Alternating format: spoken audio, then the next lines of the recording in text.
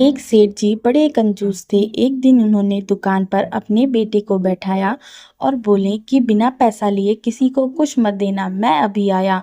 अचानक से एक संत आए जो अलग अलग जगह से एक समय की भोजन सामग्री लेते थे। लड़के से उन्होंने कहा, बेटा जरा नमक दे दो। लड़के ने संत को डिब्बा खोलकर एक चम्मच नमक दे दिया।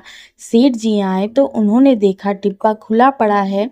अपने बेटे से पूछा कि यहाँ कौन आया है। तब बेटा बोला कि एक संत जो तालाब पर रहते हैं, उनको एक चम्मच नमक दिया था। सेठ का तुरंत माथा ठनका। वो बोले, अरे मूर्ख, इसमें तो जहरीला पदार्थ है। अब सेठ जी भागकर संत के पास गए। तब तक संत भोजन बनाकर भगवान को भोग लगाकर खाने की थाली लेकर बैठ चुके थे। सेठ जी दूर से ही बोले, महाराज रुकिए, आप जो नमक लाए थे नमक नहीं बल्कि एक जहरीला पदार्थ है, कृपा करके आप ये भोजन ना करें। संत जी बोले, भाई हम तो प्रसाद लेंगे ही, क्योंकि भोग लगा दिया है। भोग लगाकर भोजन छोड़ नहीं सकते। अगर भूख नहीं लगता तो भोजन बेशक छोड़ देते। ये कहकर संत ने भोजन को प्रसाद समझकर खाना शुरू कर दिया। सेठ जी के होश उड़ गए। वो रात भर वहीं बैठे रहे।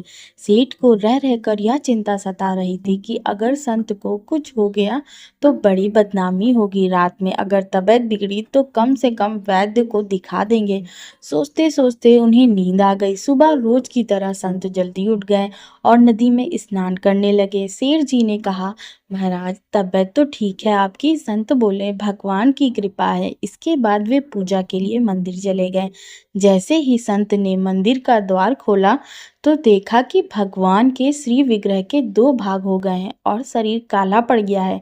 ये देखते ही सेठ को सब समझ आ गया कि भक्त के अटल विश्वास को देखकर भगवान ने भोजन का जहर भोग के रूप में स्वयं ग्रहण कर लिया और भक्त को प्रसाद ग्रहण कराया। इसके बाद सेठ ने तुरंत घर जाकर अपने बेटे को दुकान सौंप दी और स्वयं संत की शरण में आकर भगवान की भक्ति करने लगे।